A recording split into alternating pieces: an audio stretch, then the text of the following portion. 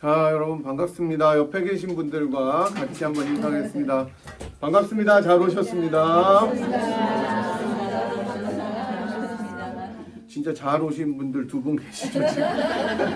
오랜만에 다 뵀는데, 그리고 우리 다시 한번 인사하겠습니다. 주님의 큰 사랑 감사합니다. 이렇게 인사하겠습니다. 주님의 큰 사랑 감사합니다. 지금 찬양에 제가 너무 은혜를 받아가지고 감사합니다. 눈물이 날라 그래요. 오늘도 살아계신 하나님을 높이고 또 경배하는 이 예배 자리에 나오신 여러분 모두를 다시 한번 우리 구주 예수 그리스도의 이름으로 환영하고 또 축복하고요. 오늘 예배를 통해서 하나님께만 존귀와 영광이 올려지고 우리에게는 하나님께서 내려주시는 정말 한량없고 놀라운 은혜가 가득한 시간이 되었으면 좋겠습니다. 여러분 벌써 오늘이 4월 23일인 게 실감이 안 나시죠? 네, 우리 정진영 집사님하고 황인권 집사님 오신 것도 실감이 안 나고 다도 오게 돼 있어요. 그죠? 집에 있으니까. 다음 주 한 주 더 예배를 드리면 이제 5월이 되는데 시간이 너무 이제 뭐 이렇게 신속하게 가는 게 아니라 어떻게 가는지 모를 정도로 샥 이렇게 가는 것 같아요. 달력 뜯은 게 엊그제 같은데 이제 또 한 장 더 뜯어야 되는 시간들이 다가오고 있습니다. 그래서 이제 네, 계속해서 출타하신 성도님들 위해서 우리 김정인 집사님 위해서도 기도해 주시고 요즘 날이 비교적 따뜻해지긴 했지만 여전히 일교차가 되게 큰 것 같아요. 저는 엘러지 시즌이 이제 다가와가지고 이게 이제 은혜 받아서 눈물이 나는 것도 있지만 엘러지 때문에 눈이 가려워서 네 눈물도 나고 이제 그러는데 그렇습니다. 제법 쌀쌀한데 건강에 유의하시고 또 우리 권사님들 위해서도 계속 기도해 주시기 바랍니다. 그래도 훈훈한 날씨가 계속 된다고 하니까요. 감사하고 또 더워지면 힘들지도 모르니까 산책하시고 또 운동도 좀 하시면서 하나님께서 허락하신 이 자연들을 좀 감상하시는 시간도 가졌으면 좋겠습니다. 저도 열심히 뛰고는 있는데 3월 동안 진짜 날씨가 안 좋았잖아요. 비도 많이 오고 그래가지고 운동을 많이 쉬었더니 다시 뛰는데 굉장히 힘들더라고요. 그리고 군살이 좀 찐 것 같아요. 제가 이제 뭐 그러실 수 있지만 네, 다 이렇게 감춘 살들이 있기 때문에 여러분들처럼 네, 신앙의 근육도 마찬가지인 것 같아요. 평소에 말씀도 잘 안 읽고 기도도 안 하면 실제로 내가 마음 먹고 다시 말씀 생활하고 기도 생활하려면 되게 힘든 것처럼 조금이라도 시간을 떼어서 주님 앞에 나아가는 연습들이 계속 있었으면 좋겠습니다. 우린 지난 시간에 사사기 강의 욕망의 시대에 들리는 하나님 말씀 8번째 시간으로 번영 후에 찾아오는 위기라는 제목으로 말씀을 상고했었습니다. 미디안 족속과 전쟁에서 엄청나게 큰 승리를 거두었던 기드온은 자신을 왕으로 삼아 주겠다고 하는 이스라엘의 백성들의 요구를 겉으로는 거절합니다. 안 된다고. 내가 다스리지도 않고 나의 아들들이 너희를 다스리지도 않겠다 이렇게 거절하지만 실제로 자세히 들여다보면 기드온 자신의 마음속에 감춰진 욕망을 행동으로 다 드러내는 것을 우리들이 살펴보았습니다. 백성들로 하여금 금을 모으게 해서 자기에게 바치게 하고 그 다음에 그 모은 금으로 제사장의 에봇을 만들어서 그것을 자기가 살았던 고향 오브라에 두었었습니다. 그래서 그 에봇을 통해서 기드온은 백성들이 하나님의 뜻을 물으려면 실로로 가지 않고 자기 집으로 오브라에 와서 그 에봇을 통해서 하나님의 뜻을 묻도록 해버리는 엄청난 잘못을 범하게 되고 결국 이스라엘은 그 에봇을 우상처럼 음란하게 섬겨서 기드온 사후에 더 타락하게 되었다는 그런 내용을 살펴보았습니다. 결국 우리가 첫사랑과 첫 소명의 자리, 첫 결심의 자리를 잃어버리면 그 순간에 꿈틀대는 나의 욕망과 욕심이 나를 넘치게 지배하는 것을 살펴보았습니다. 그래서 우리는 늘 첫사랑을 기억하면서 우리의 연약함을 자랑해야 된다. 이 내용을 다루었습니다. 오늘은 9번째 시간으로 소외된 하나님이라는 제목으로 말씀을 전하도록 하겠습니다. 저희가 8장이 끝나고 9장 넘어서 10장으로 바로 들어갔는데 9장의 내용은 기드온 사후에 일어난 일들을 기록하고 있는 장입니다. 그러니까 기드온의 아들 가운데 아비멜렉이라는 그 아들이 있었는데 스스로 왕이 되려고 자기 형제들 70명을 다 죽여버렸습니다. 여러분 이게 상상이 가십니까? 아무리 이복 형제들이라고 해도 여러분 우리나라 옛날에 왕자의 난이 있었죠. 태종 이방원이 자기 고륙들을 다 죽여버리고 왕이 되었던 왕자의 난. 그것만 해도 이 태조 이성계가 아예 알아 누웠잖아요.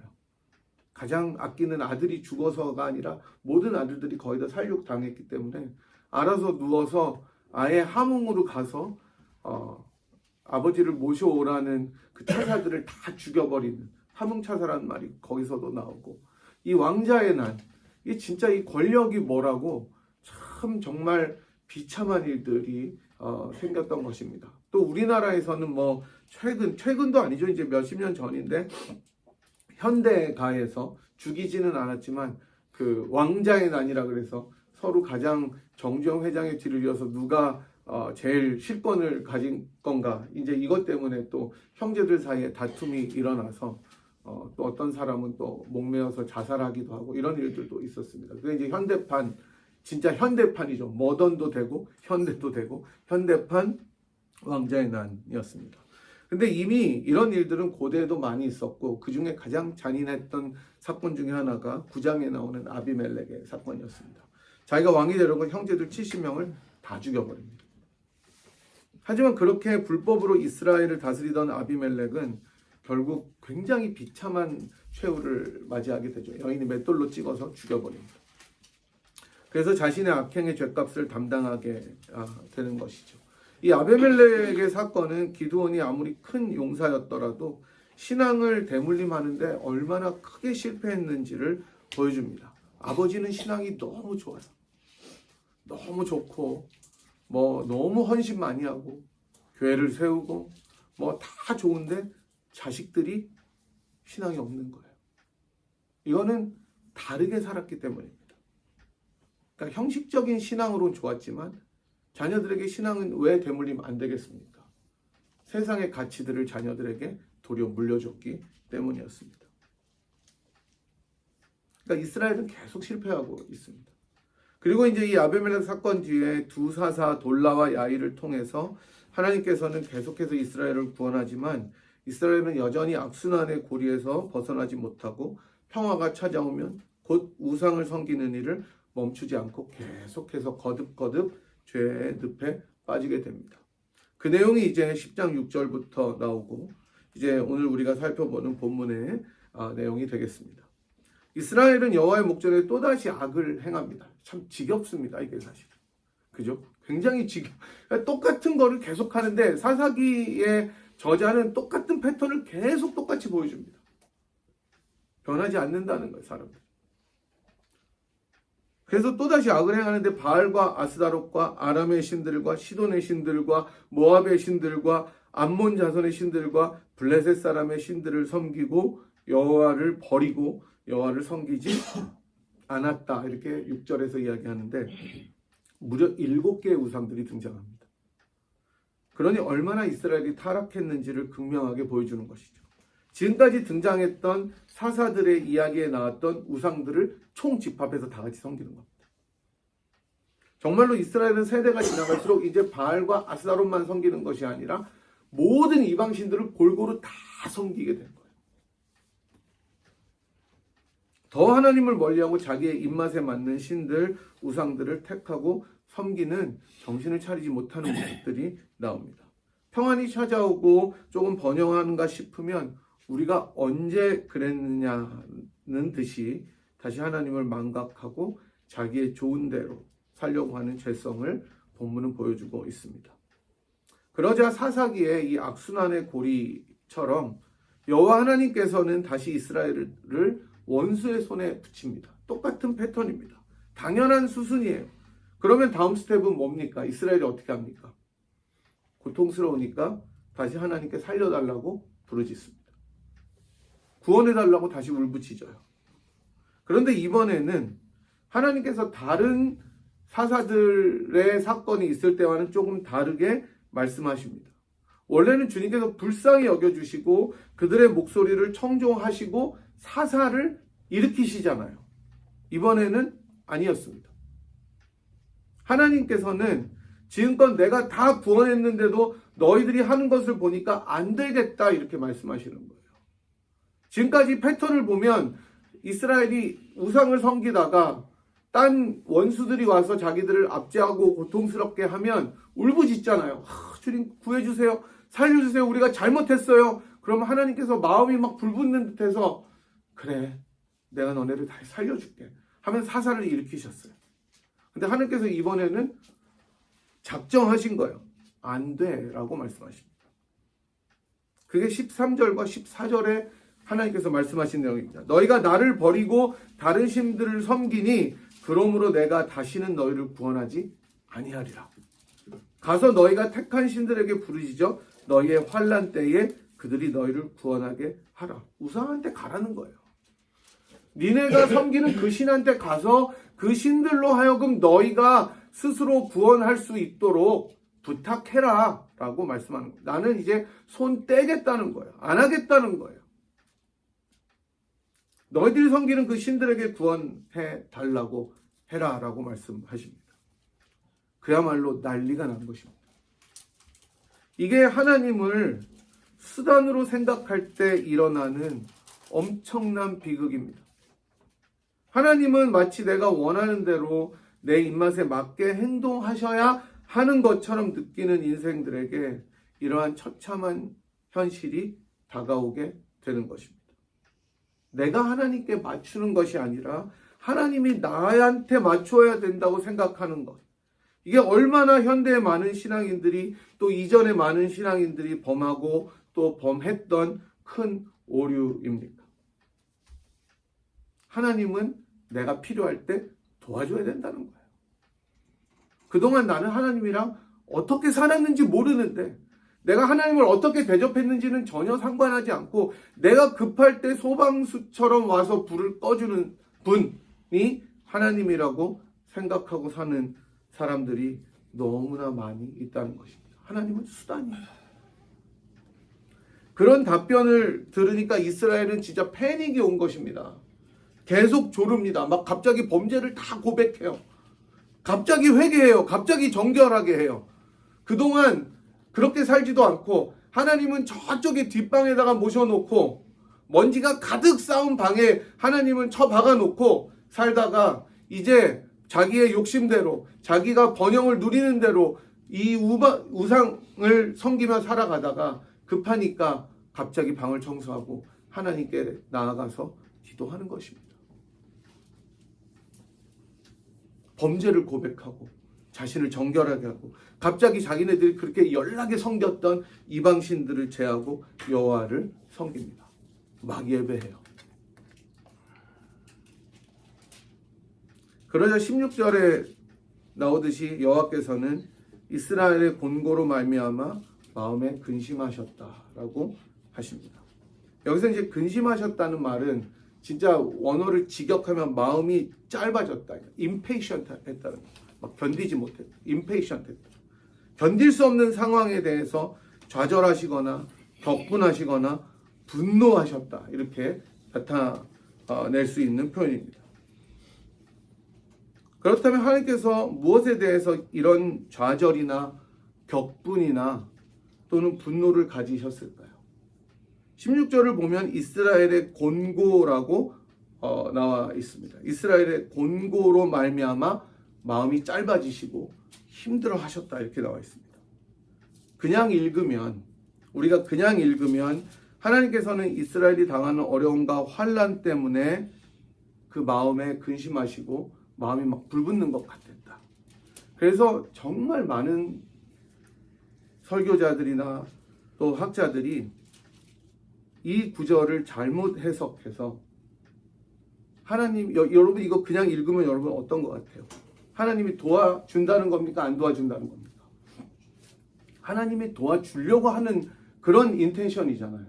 마음에 근심하셨으니까. 이스라엘 공고로 말미암아 마음이 힘들었다. 그러니까 어떻게 하겠다는 거예요?.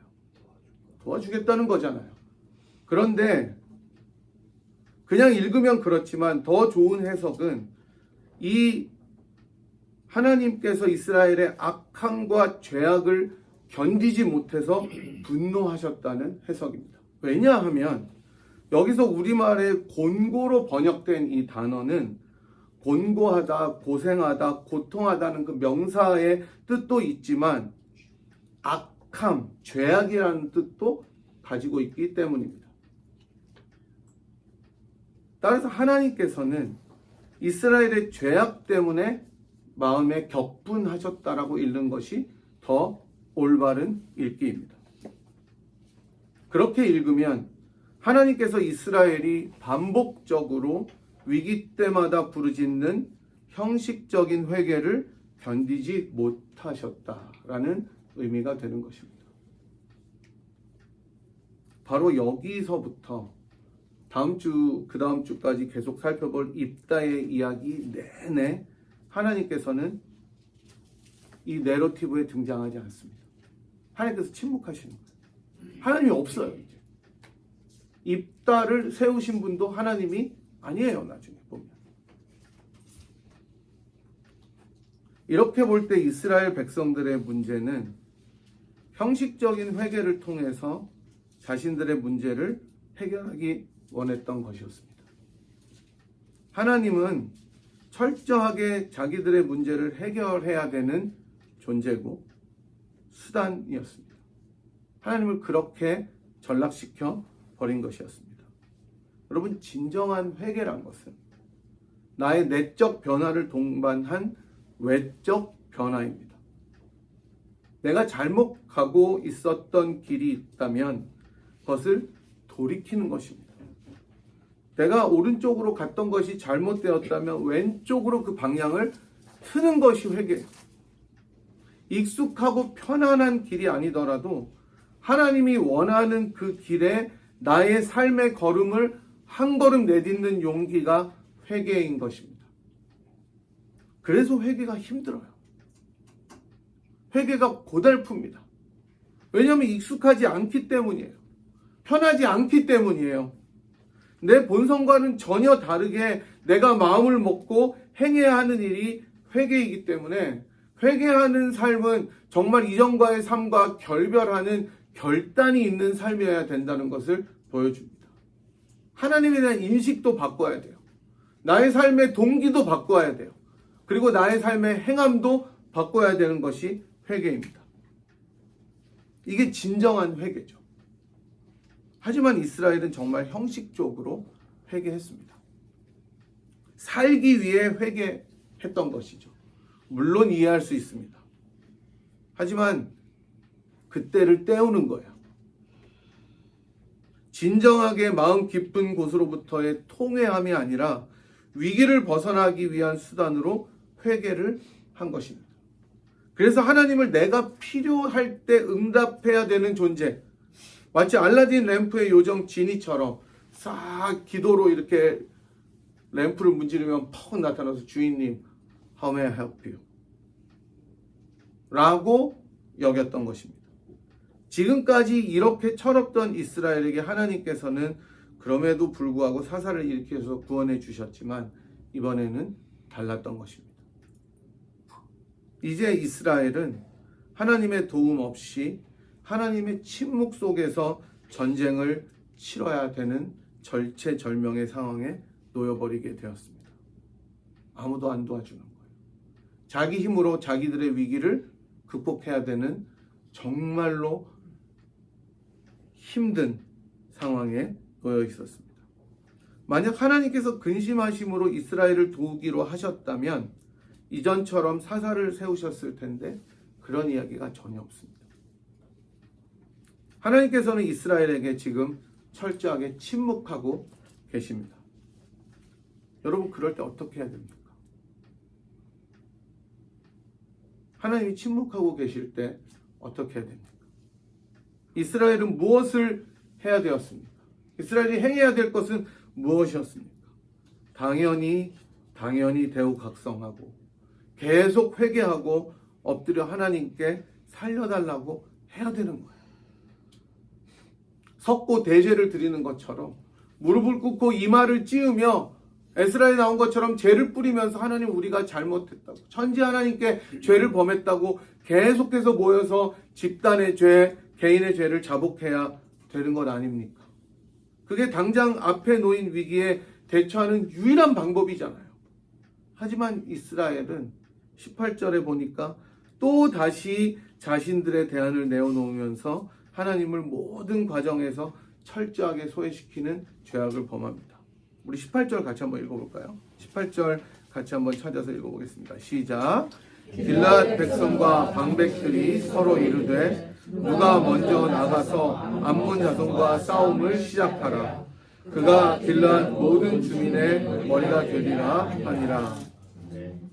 이스라엘은 하나님 앞에 엎드리기보다 전사가 되어서 자신들을 구원하고 인도할 리더를 구하고 있었습니다. 그리고 그러한 사람을 찾기에 혈안이 되어 있었어요. 이게 바로 이스라엘의 또 다른 죄악이었습니다.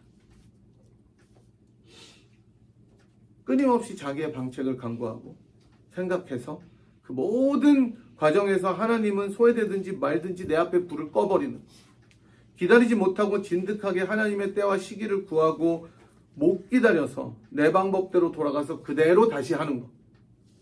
사실 이러한 모습이 우리 안에도 얼마나 많이 있습니까? 위기 앞에서, 중요한 결정의 순간 앞에서 하나님을 망각하고 나의 모든 지식과 경험과 잔머리로 때로는 모든 것을 돌파하려고 했던 적이 얼마나 많았고, 어쩌면 우리가 지금도 그럴 수 있다고 생각합니다. 사실 여러분, 때를 기다리는 것은 정말 어렵습니다. 지루하기도 하고, 벽이 딱 서서 있는 것처럼 열리지 않는 문처럼 보이기도 하고, 절대로 무너지지 않는 요새와 산성처럼 내 앞에 문제는 없어지지 않는 것처럼 느껴질 때도 많이 있습니다. 하지만 하나님의 때를 묵묵히 기다리는 것이 가장 중요합니다. 누가복음에 나오는 사가랴를 보십시오. 메시아를 만나기 전까지, 보기 전까지 죽지 않으리라 라는 그 약속이 얼마나 황당하고 공허한 것처럼 느꼈겠습니까? 언제 올 줄 알아요? 메시아가 누군 줄 어떻게 알아요? 그리고 몇십 년을 지냈는데 늘 성전에 사람들은 나오는데 그 중에 메시아는 없어요. 오늘인지 내일인지 기약도 없이 그렇게 답답하게 살아갈 밖에 없었던 이 인생을 보면서 사람들이 뭐라고 얘기했겠습니까? 그만하면 됐다. 괜찮아. 안 와도 너는 할 거 다 했어. 라고 이야기하지 않았겠습니까? 하지만 그 약속을 신실하게 붙들고 기다린 자에게 하나님은 영광의 주님을 보여주셨습니다. 주제요. 이제 종을 평안히 놓아주시는도다라고 고백할 수 있게 하셨습니다. 아브라함 역시 바랄 수 없는 중에 바람으로 약속을 믿지 않았습니까? 때로는 흔들리는 갈대처럼 유혹에 넘어가서 하갈에게 이스마엘을 낳는 잘못도 범하였지만 그래도 하나님의 때를 신실하게 바라고 믿음으로 약속의 자손 이삭을 얻게 되지 않았습니까? 저는 우리도 마찬가지라고 생각합니다. 모든 인생의 여정 가운데 우리가 마주하는 어려움과 환난이 있습니다. 하나님은 그 때를 그럼에도 불구하고 성실하게 이루어 가십니다. 우리가 그것을 믿어야 되는 거예요. 때로는 우리가 그러한 고난 가운데 우리의 힘과 우리의 경험과 지식으로 돌파할 때도 많이 있고 또 그렇게 노력해서 하려고 할 때도 많이 있습니다. 물론 우리는 최선을 다해서 우리에게 주님이 허락하신 자원들을 다 동원해야 됩니다. 하지만 가장 마름 라인은, 가장 파운데이션은 하나님의 때를 그렇게 기다리는 것입니다. 하나님과 의논하고 하나님과 나를 살피고 내 속에 있는 동기와 욕망을 계속해서 정결하게 하면서 주님 앞에 나아가고 하나님께서 하시는 일을 목도하면서 한 걸음씩 걸어 나가는 것입니다. 그 모든 과정에서 하나님이 소외되지 않고 하나님이 주인 되시도록 하나님께 그 모든 것을 내어 맡기면서 그분의 때를 기다리는 것이 문제의 가장 큰 해결책인 것을 오늘 본문은 알려주고 있습니다. 왜냐하면 하나님께서는 그 어려움 가운데 우리들을 빚어가시고 우리의 가정을 빚어가시고 교회를 빚어가시고 마침내 가장 빛나는 보석으로 우리들을 꺼내어 주실 것이기 때문입니다. 평안과 번영 후에 다시 죄악으로 말미암아 찾아온 위기와 환란을 대처하는 이스라엘의 모습을 통해서 형식적인 회개가 얼마나 위험한지, 또 하나님을 수단으로 전락시키는 죄악의 모습이 얼마나 가증스러운지를 살펴보았습니다. 모든 해결의 과정 속에 하나님은 나를 위해서 나의 필요와 욕구를 만족시키는 존재가 되고 그 문제만이 가장 크게 자리 잡게 되어서 진정한 해결을 보지 못하는 이 모습이 하나님에 대한 오해가 잘못된 인식이 그리고 신학이 결국 자신들의 삶을 멸망으로 이끌어가게 되는 것임을 보게 됩니다. 우리가 잘 아는 역대하 16장 9절의 말씀은 여호와의 눈은 온 땅을 두루 감찰하사 전심으로 자기에게 향하는 자를 위해서 능력을 베푸신다라고 말씀하십니다. 우리는 우리들의 마음을 다해서 전심으로 하나님께 나아가야 됩니다. 태산 같은 문제 앞에서도 하나님을 이용하고 수단으로 활용하려는 마음의 동기와 제약을 버리고 온전한 마음으로 하나님의 뜻에 우리를 맡기는 연습과 훈련이 필요합니다. 바로 그럴 때 주님께서 우리들을 새롭게 하실 것이기 때문입니다. 참 이스라엘로 이 땅에 오신 우리 주님 예수님께서는 이 일의 진정한 모범이 되어 주셨습니다. 자신의 뜻과 마음에 합하지 않더라도 아버지께서 원하시는 한 길을 걸어 가셨습니다. 정말로 내가 지기 싫고 두려운 그 십자가를 지셔야 하는 상황에서 그 잔을 옮겨달라고 자신의 마음을 다 털어놓았습니다. 하지만 고통의 십자가를 지셔야 한다는 그 아버지의 뜻을 순종하시고 가장 힘들고 고통스러운 고난의 십자가를 기꺼이 지셨습니다. 그리고 죽어 주셨습니다. 하지만 우리 주님의 결국은 비참하고 비극적인 죽음으로 끝나는 것이 아니라 부활을 맞이한 영광의 죽음이었습니다. 그로 인해서 우리 모두를 살려주셨고 우리 아까 장로님 기도하신 대로 영생의 소망을 부활을 통해 우리들에게 주셨습니다. 하나님의 때가 하나님의 뜻이 이해가 되지 않을 때도 있을 것입니다. 하나님의 침묵에 우리가 두려워할 때도 있을 것입니다. 그래서 내 방법이 때로는 더 신박하고 좋은 것 같지만 그럼에도 불구하고 묵묵히 하나님의 때를 기다리는 것이 결국 가장 좋은 것임을 주님께서 친히 보여주셨습니다. 사랑하는 여러분, 여러 가지 문제들이 우리 앞에 놓여 있습니다. 개인의 문제, 환난, 고난, 가정의 문제, 교회 문제들 사실 산적하게 우리들 앞에 놓여 있는 것들이 다 해결해야 되는 문제들일 때가 많이 있습니다. 제가 이제 가르치는 학생 중에 사모님이 한 분 계신데 이제 무슨 얘기하다가 이제 그 수업에 들은 것들을 나누는 시간이 있었는데 저는 그 얘기를 처음 들어봤어요. 예수님이 사실 십자가를 지는 그 부담도 있었겠지만 얼마나 가장으로서 고통스러웠을까를 생각해봤다고 하시더라고요.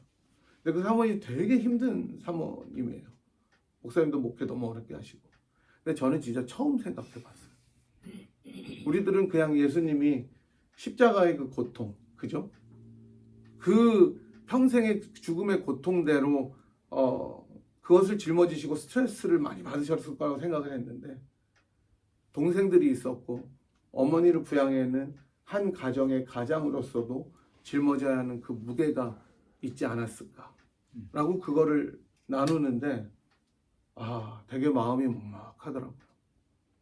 그게 자기가 얼마나 힘들게 살았으면 그 예수님을 그렇게 그게 적용이 됐겠습니까? 저는 그래서 이해가 되더라고요. 그게 우리들 삶이잖아요. 이민자들의 삶.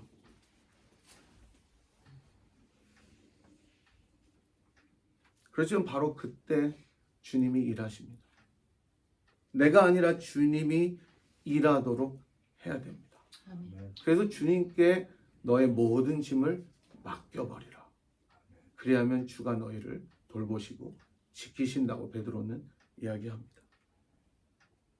주님 앞에 우리를 돌아보면서 정결함으로 나아갔으면 좋겠습니다. 내 방법이 아니라 주님께서 일하도록 우리들의 주권을 내어 맡겼으면 좋겠습니다. 여러분 마음속에 가득한 짐들이 있다면, 산적한 문제들이 있다면 이제는 내가 이것을 지고 끙끙거리지 말고 나의 모든 짐을 대신 지신, 아까 우리 찬양 죄짐 맡은 우리 구주, 모든 짐을 대신 지신 그 예수님께 맡겨드렸으면 좋겠습니다. 그리고 그 때를 기다리면서 하나님께서 일하실 것을 소망하시면 좋겠습니다. 그러므로 진정한 하나님의 영광과 능력을 체험하는 우리 모두가 한 사람 한 사람이 되기를 주님의 이름으로 간절히 축복하고 소망합니다. 이 시간에 저희들 같이 한번 기도하겠습니다. 하나님, 저희들에게 여러 가지 문제가 있습니다.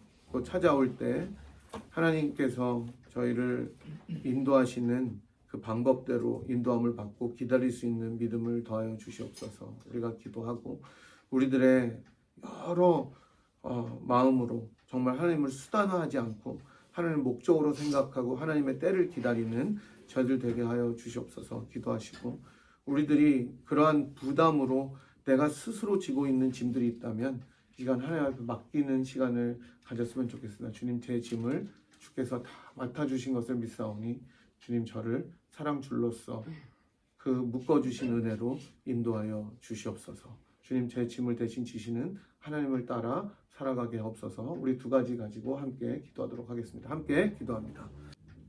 하나님, 이스라엘 백성들의 모습이 곧 저희들의 모습임을 바라보면서 주님 앞에 정말로 다시 한번 용서를 구합니다.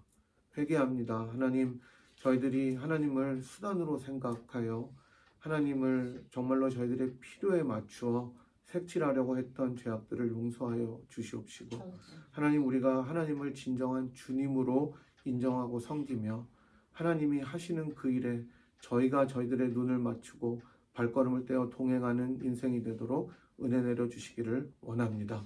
하나님, 저희들의 힘으로 저희들의 문제를 해결하려 할 때 더 큰 짐이 되는 것을 저희들이 알게 됩니다.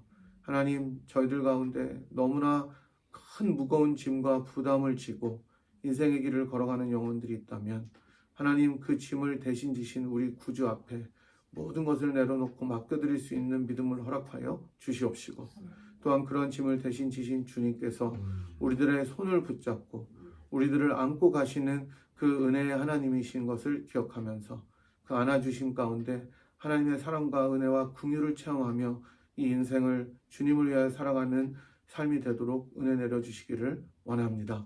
하나님, 주님께서 저희들의 이미 짐을 지셨사오니 저희도 다시 한번 저희들의 십자가를 지고 주님을 따를 수 있는 거룩한 제자의 모습을 회복할 수 있도록 인도하여 주시옵시고, 저희들의 가정과 저희들의 교회와 저희 각자의 삶 속에 동행하시는 하나님을 찬양하며 나아가는 저희들의 삶이 되도록 인도하여 주시옵소서.